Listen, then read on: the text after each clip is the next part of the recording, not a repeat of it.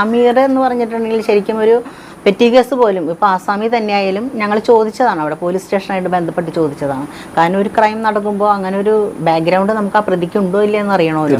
പക്ഷെ അങ്ങനെ ഒരു പെറ്റി കേസ് പോലും അമീറിന്റെ പേരിലില്ല. നമുക്കൊരു മോട്ടിവേഷൻ ഉണ്ട് ഏതൊരു കൊലയ്ക്കും, അല്ലെങ്കിൽ പെട്ടെന്നുണ്ടായ ഒരു ഇതുകൊണ്ട് ചെയ്യണ ഒരു ഇതായിരിക്കണം. ഈ രണ്ട് തരത്തിൽ നോക്കിയാലും അങ്ങനെ ഒരു കൊല ചെയ്യാനുള്ള ഒരു ഇത് അമീറായിട്ട്. ജിഷ വധക്കേസ് 2016 കേരളത്തിൽ കോളിളക്കം സൃഷ്ടിച്ച ജിഷ വധക്കേസിനെ കുറിച്ച് അറിയാത്ത മലയാളികൾ ഉണ്ടാവില്ല അല്ലെ. നിയമ വിദ്യാർത്ഥിയായിരുന്ന ജിഷ അതിക്രൂരമായ പീഡനം നേരിട്ടാണ് മരിക്കുന്നത്. ആ സമയത്ത് കേരളത്തിൽ സോളാർ തട്ടിപ്പും നിയമസഭാ തെരഞ്ഞെടുപ്പും ഒക്കെ കത്തി നിൽക്കായിരുന്നു. അതുകൊണ്ട് തന്നെ സംഭവം നടന്ന ആദ്യ ദിവസങ്ങളിൽ ജിഷയുടെ മരണ വാർത്ത മാധ്യമങ്ങളുടെ ഉൾപേജിൽ മാത്രം ഒതുങ്ങിപ്പോയിരുന്നു. എന്നാൽ പിന്നീട് വലിയ വാർത്താ പ്രാധാന്യം ലഭിക്കുകയും കേരളം മുഴുവനും ചർച്ച ചെയ്യപ്പെടുന്ന ഒരു കൊലപാതകമായി ജിഷയുടെ മരണം മാറുകയും ചെയ്തു എന്നുള്ളതാണ്. ജിഷയുടെ കൊലപാതകത്തെ കുറിച്ച് സംസാരിക്കുമ്പോൾ ആരും മറക്കാത്ത പേരാണ് അമീറുൽ ഇസ്ലാമിന്റേത് അല്ലെ. ജിഷയെ കൊന്ന കുറ്റത്തിന് വധശിക്ഷ കാത്തുകിടക്കുന്ന ആസം സ്വദേശിയായിരുന്ന അമീറുൽ ഇസ്ലാം. ഇന്നത്തെ നമ്മുടെ വീഡിയോയും അമീറുൽ ഇസ്ലാമിനെ കുറിച്ച് തന്നെയാണ്. ജിഷ കൊലക്കേസിൽ പ്രതിയായ അമീറുലിനെ പിടിക്കപ്പെട്ട സമയം തൊട്ടേ പലരും ഉന്നയിച്ച ഒരു സംശയം ഉണ്ടായിരുന്നു. അമീർ ആണോ യഥാർത്ഥ കൊലപാതകി, അതല്ല യഥാർത്ഥ കൊലപാതകളെ രക്ഷിക്കാൻ വേണ്ടി ആരും ചോദിക്കാനും പറയാനും ഇല്ലാത്ത അമീറുലിനെ കുടുക്കിയതാണോ തുടങ്ങിയ ചോദ്യങ്ങളൊക്കെ അന്ന് വ്യാപകമായി ഉയർന്നു വന്നിരുന്നു. പോലീസുകാർ നിരപരാധിയായിട്ടുള്ള അമീറിനെ കൊടുക്കാൻ വേണ്ടി കരുതിക്കൂട്ടി കളിച്ച് കളിയാണെന്ന് വരെ പറഞ്ഞവരുണ്ട്. ആ പറഞ്ഞവരിൽ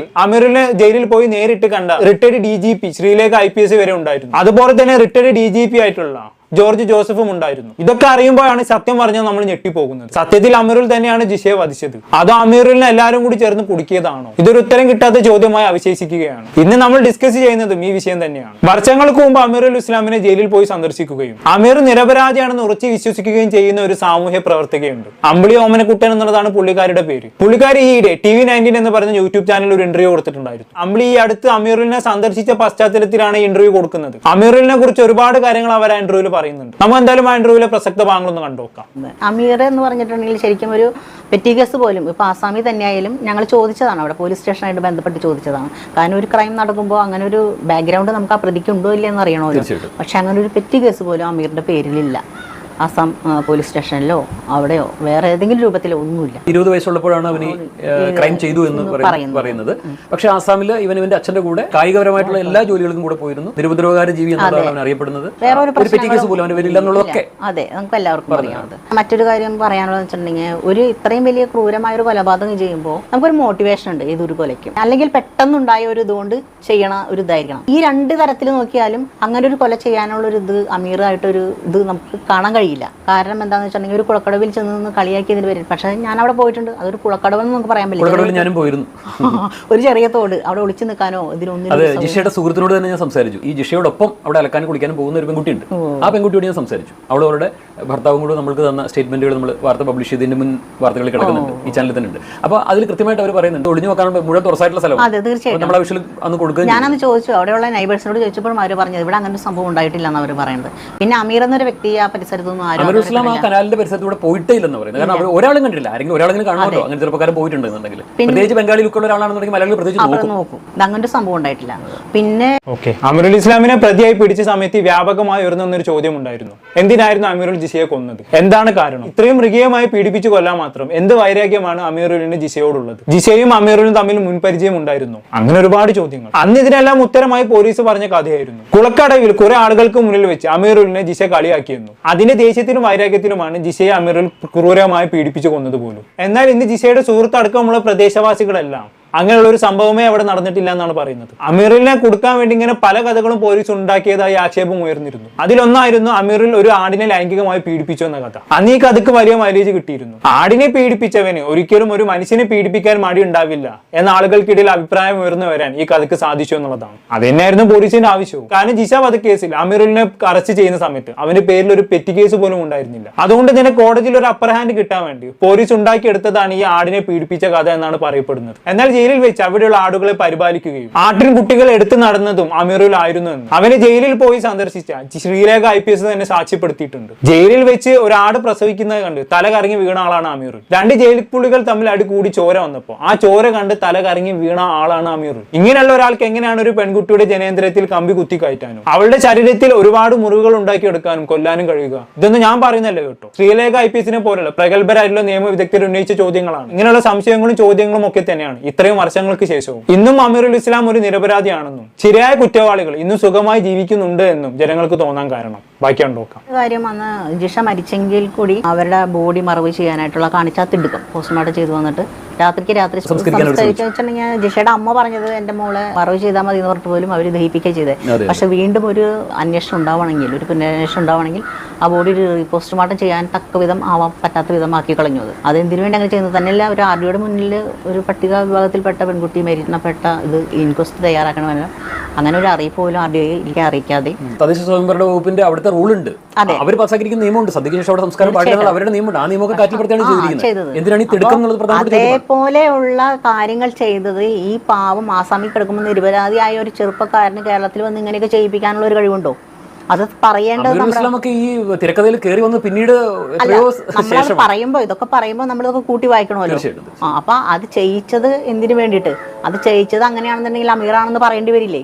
അമീറിന് അതിനുള്ള കഴിവുണ്ടോ, അതിനുള്ള പവറുണ്ടോ കേരളത്തിൽ വന്ന് ഇങ്ങനെയൊക്കെ ചെയ്യിക്കാനായിട്ടുണ്ട്? ആരൊക്കെയോ രക്ഷപ്പെടുത്താൻ വേണ്ടിയിട്ട് അവർ ആ കേസ് കൃത്യമായിട്ട് ടാർഗറ്റ് ചെയ്തു, അമീറിന്റെ പെടലിക്ക് ഇട്ടു. മാത്രമല്ല, അതെ, അതൊരു ചോദ്യം തന്നെയാണ്. ജിഷയുടെ അമ്മയുടെ ആഗ്രഹം മോളുടെ മൃതദേഹം മറവ് ചെയ്യണം എന്നുള്ളതായിരുന്നു അത്ര. അതുപോലെ മുഖവിലക്കെടുക്കാതെ ആരൊക്കെയോ ചേർന്ന് ചിതി ഒരുക്കി കത്തിക്കുകയായിരുന്നു അത്ര. ഇനി ഒരിക്കലും കൂടി പോസ്റ്റ്മോർട്ടം ചെയ്യാനോ അതല്ല എങ്കിൽ മറ്റെന്തെങ്കിലും തെളിവുകൾക്ക് വേണ്ടി ജിഷയുടെ മൃതദേഹം പുറത്തെടുക്കാനോ പാടില്ല എന്ന് ആർക്കൊക്കെയോ നിർബന്ധമുണ്ടായിരുന്നു. അത് ആരുടെയൊക്കെയോ ആവശ്യമായിരുന്നു. സോ അവരത് കത്തിച്ചു കളഞ്ഞു. ആരാണോ പ്രതി അയാളുടെ ആവശ്യമാണല്ലോ മൃതദേഹം നശിപ്പിക്കപ്പെടണമെന്നുള്ളത്. അമീറുൽ ഇസ്ലാമിന് എന്തായാലും അങ്ങനെ ചെയ്യാനുള്ള യാതൊരു കഴിവുമില്ല. സോ ഇതിൽ വലിയ പിടിപാടുള്ള ആരുടെയൊക്കെയോ ഇൻവോൾവ്മെന്റ് ഉണ്ട് എന്ന് സംശയിക്കപ്പെട്ടാൽ തെറ്റ് പറയാൻ പറ്റില്ല. അങ്ങനെയാണെങ്കിൽ ഇവിടെ പോസ്റ്റ്മോർട്ടത്തിൽ വരെ കൃത്രിമത്വം നടന്നിട്ടുണ്ട് എന്ന് സംശയിക്കേണ്ടി വരും. ബാക്കിയാണ് നോക്കാം. ഇതിനെ സംബന്ധിച്ച് എൻ്റെ ഒരു ഇന്റർവ്യൂ കേരള ശബ്ദത്തിൽ നിന്ന് എടുത്തിരുന്നു. അതിനുശേഷം കേരള ശബ്ദത്തിൽ നിന്ന് അവരെന്നെ വിളിച്ചിട്ട് പറഞ്ഞു, അങ്ങനെ മാഡം ഒരു ചെറിയ പ്രശ്നമുണ്ട്. ബി സന്ധ്യ അടക്കമുള്ള 10ഓളം ഉന്നത ഉദ്യോഗസ്ഥരെ വിളിച്ചിട്ട് പലതരത്തിലുള്ള പ്രശ്നങ്ങൾ ഉണ്ടാക്കി. കണ്ണി കണ്ട ആൾക്കാർ പറയുന്നതൊക്കെ അച്ചടിക്കലാണ് നിങ്ങളുടെ തൊഴിലെന്നൊക്കെ ചോദിച്ചു.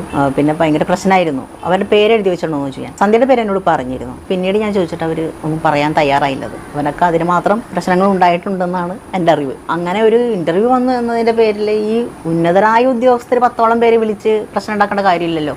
നിങ്ങൾ എന്തുകൊണ്ടാണ് സമൂഹത്തെ തെറ്റിദ്ധരിപ്പിക്കാൻ വേണ്ടിയിട്ട് ഇങ്ങനത്തെ കാര്യങ്ങളൊക്കെ പറയുന്നത്? അത് നുണയാണ് എന്നുള്ളത് അവർക്ക് ചോദിച്ചുകൂടെ? അങ്ങനെയാണല്ലോ തീർച്ചയായിട്ടും ചെയ്യേണ്ടത്. ജനങ്ങളെ പാനിക്കാക്കാൻ വേണ്ടി വെറുതെ തെറ്റിദ്ധരിപ്പിക്കുകയാണ്, അത് മേലിൽ ചെയ്യാൻ പാടില്ലെന്നോ അല്ലെങ്കിൽ എന്തുകൊണ്ട് അങ്ങനെ ചെയ്യുന്നതെന്നോ അവർക്ക് തീർച്ചയായിട്ടും ചോദിക്കണം. ഇത് എൻ്റെ നേരെ ഡയറക്റ്റ് ആയിട്ടില്ലെങ്കിലും ഇൻഡയറക്റ്റ് ആയിട്ട് പല കാര്യങ്ങളും ഉണ്ടായിക്കൊണ്ടിരുന്നിട്ടുണ്ട്. എൻ്റെ വീടിൻ്റെ അടുത്തുള്ളവർക്കൊക്കെ വിളിച്ചിട്ട് ഞാൻ തീവ്രവാദിയാണോ, ഞാൻ നക്സലൈറ്റ് ആണോ, ഈ അന്വേഷണങ്ങളാണ് ഇന്റലിജൻസ് എന്നൊക്കെ വിളിച്ച് അന്വേഷിക്കുന്നത്. അപ്പോൾ ഇതിനെക്കുറിച്ചൊക്കെ പലരും എന്നോട് പറയാറുണ്ട്. ഇന്നത്തെ കാലത്ത് തന്നെ പ്രത്യേകിച്ച് നമ്മളൊരു മുസ്ലിം വിഷയവുമായി ബന്ധപ്പെട്ട് കഴിഞ്ഞാൽ ഉടനെ നമ്മൾ തീവ്രവാദി അല്ലെങ്കിൽ രാജ്യദ്രോഹിയായി എന്തെങ്കിലും ഇല്ലാത്ത കുറ്റങ്ങളൊക്കെ പറഞ്ഞ് നമ്മളെ രാജ്യദ്രോഹ കുറ്റം ചുമത്തി പിടിച്ചകത്തിടാന്നുള്ളതാണ്, വായ്മൂടി കെട്ടാന്നുള്ളതാണ് പ്രധാന കാര്യം. ഇത് നടന്നുകൊണ്ടിരിക്കുന്നതും അതാണല്ലോ.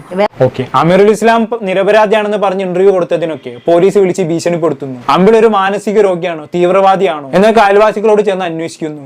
എന്താല്ലേ, പിന്നെ ഇവര് പറഞ്ഞ പോലെ തന്നെ ഇന്നൊരു മുസ്ലിം നാമധാരിയെ സപ്പോർട്ട് ചെയ്ത് സംസാരിക്കാൻ വരെ പേടിയാണ്. അപ്പൊ പിടിച്ച് സുഡാപ്പിയും തീവ്രവാദിയും ഒക്കെ ആക്കുന്ന കാലമാണ്. എനിക്ക് തന്നെ ഇവിടെ പലപ്പോഴും അങ്ങനത്തെ അനുഭവങ്ങൾ ഉണ്ടായിട്ടുണ്ട്. ബാക്കിയാണ് നോക്കാം.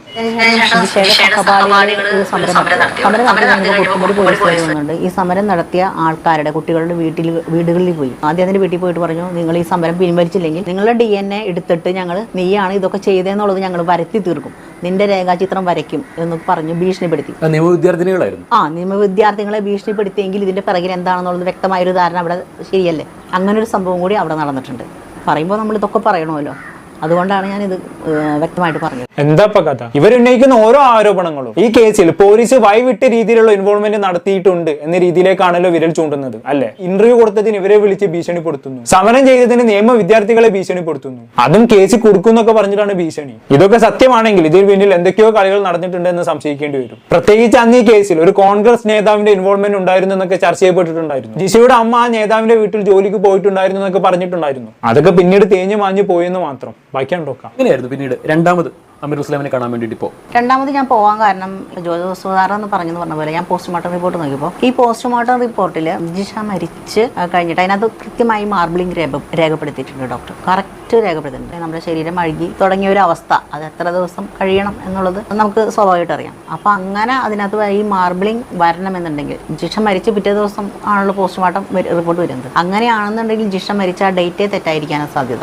കാരണം ഈ ഒരു ദിവസം കൊണ്ട് എന്തായാലും ശരീരം അഴുകി വരില്ലല്ലോ, ആ സ്കിന്നൊക്കെ ഇതായി അതിനകത്ത് വ്യക്തമായിട്ട് കൊടുത്തിട്ടുണ്ട്. അപ്പോൾ അങ്ങനെ വരുമ്പോഴാണ് നമുക്ക് കൂടുതൽ സംശയങ്ങൾ വരുന്നത്. ജിഷയുടെ വയസ്സിൽ കണ്ട മദ്യത്തിന്റെ ശരിക്കും പറഞ്ഞാൽ ബലമായിട്ട് ഒരാൾ മദ്യം ഒഴിച്ച് കുടിപ്പിച്ചിട്ടുണ്ടെങ്കിൽ അങ്ങനെ വരാൻ യാതൊരു സാധ്യതയില്ലല്ലോ. ഇല്ല. ഇത് ആരും അവർക്ക് അറിയാവുന്ന ഒരാൾ ഭക്ഷണ പദാർത്ഥങ്ങളുടെ അവശിഷ്ടങ്ങൾ. എൻ്റെ ഊഹം എന്താണെന്ന് വെച്ചിട്ടുണ്ടെങ്കിൽ ഊഹമല്ല, ശരിയായൊരു ഇത് തന്നെയായിട്ടാണ് എനിക്ക് തോന്നുന്നത്. കാരണം നമ്മൾ ഇപ്പോൾ ഭക്ഷണം കഴിച്ചുകൊണ്ടിരുന്നപ്പോൾ മദ്യം ഉണ്ടായിട്ടുണ്ടായിരിക്കാം, നമ്മൾ അറിയുന്ന ആൾക്കാരായിരിക്കാം, അവരൊരുമിച്ചു എല്ലാവരും ഇരുന്ന് ഭക്ഷണം കഴിച്ചു, ഇത് മദ്യം കുടിച്ചു, അത് എനിക്കാൻ പറ്റാത്തൊരു സ്ഥിതി ആയപ്പോഴാണ് ഈ കൊലപാതകം നടന്നിരിക്കുന്നത്. അല്ലെങ്കിൽ ജിഷയെ പോലെ ആരോഗ്യവതിയായ ഒരു കുട്ടീനെ അമീറിനെ പോലെ ഒരാൾക്ക് ഒരിക്കലും ഒന്നും ചെയ്യാൻ പറ്റില്ല. അമീർ ഇസ്ലാമിന്റെ സ്പേം പോലീസുകാർ അവനോട് വാങ്ങിയതാണ് എന്നുള്ളത് കൃത്യമായിട്ട് പറയുന്നുണ്ട്. തീർച്ചയായും. അതുപോലെ തന്നെ അവനൊരു ചെരുപ്പ് പിടിച്ച് നോക്കി, ആ ചെരുപ്പ് അവന് ചേരുന്നില്ല, അങ്ങനെ വേറൊരു ചെരുപ്പ് പിടിച്ച് നോക്കി, അങ്ങനെ 2-3 ചെരുപ്പ് പിടിച്ച് നോക്കിയിട്ടാണ് ഒരു ചെരുപ്പ് സെലക്ട് ചെയ്തിട്ട് തെളിവായിട്ട് കൊണ്ടുപോകുന്നത് പറയുന്നുണ്ട്. ഇതാണ് ഇതിനകത്ത് നമ്മൾ മനസ്സിലാക്കുന്നത്. ഓക്കെ, അപ്പൊ അങ്ങനെയൊക്കെയാണ് കാര്യങ്ങൾ. ഇതുപോലെ അമീറിനെ കൊടുക്കാൻ വേണ്ടി ഒരുപാട് ഫാബ്രിക്കേറ്റഡ് ആയിട്ടുള്ള തെളിവുകൾ പോലീസുകാർ ഉണ്ടാക്കിയിട്ടുണ്ട് എന്നുള്ളതാണ് ഇവർ പറയുന്നത്. അതിന്റെയൊക്കെ സത്യാവസ്ഥ എത്രത്തോളം ഉണ്ടെന്ന് നമുക്കറിയില്ല. പക്ഷെ അമീറുൽ ഇസ്ലാം നിരപരാധിയാണെന്ന് അമ്പിളി അടക്കമുള്ള കുറെ പേർ ഉറച്ചു വിശ്വസിക്കുന്നുണ്ട്. എന്തൊക്കെ വന്നാലും അമീറുലിന്റെ നിരപരാധിത്വം തെളിയിക്കാൻ വേണ്ടി പോരാടുമെന്നാണ് ഇവർ പറയുന്നത്. 1000 കുറ്റവാളികൾ രക്ഷപ്പെട്ടാലും ഒരു നിരപരാധി പോലും ശിക്ഷിക്കപ്പെടരുത് എന്നാണല്ലോ. പക്ഷേ ജിഷ വധക്കേസിൽ ഇനിയൊരു പുനരന്വേഷണം നടക്കുമെന്നുള്ളത് സംശയമാണ്. ഏറുപോയ അമീറുലിന് വധശിക്ഷ ഒഴിവാക്കുമായിരിക്കും. അതിനപ്പുറത്തേക്ക് യാതൊരു സാധ്യതയും ഞാൻ കാണുന്നില്ല. ജിഷയുടെ ശരീരത്തിൽ നിന്ന് കിട്ടിയ അമീറുലിന്റെ DNA അടക്കമുള്ള തെളിവുകൾ ഉള്ളിടത്തോളം കാലം അമീറുലിനെ രക്ഷിക്കുക അസാധ്യമായിരിക്കും. അതിനിപ്പോ തെളിവുകളെല്ലാം ഫാബ്രിക്കേറ്റഡ് ആണെന്ന് പറഞ്ഞാൽ പോലും ഒന്നും ചെയ്യാൻ കഴിയുമെന്ന് തോന്നുന്നില്ല. എന്താണെന്ന് കേട്ടിട്ട് നിങ്ങൾക്ക് തോന്നുന്നത് അമീറുൽ ഇസ്ലാം നിരപരാധിയാണെന്ന് നിങ്ങൾ വിശ്വസിക്കുന്നുണ്ടോ? താഴെ കമന്റ് ബോക്സിൽ രേഖപ്പെടുത്തുമല്ലോ. അടുത്തൊരു ടോപ്പിക്കുമായി കാണാം.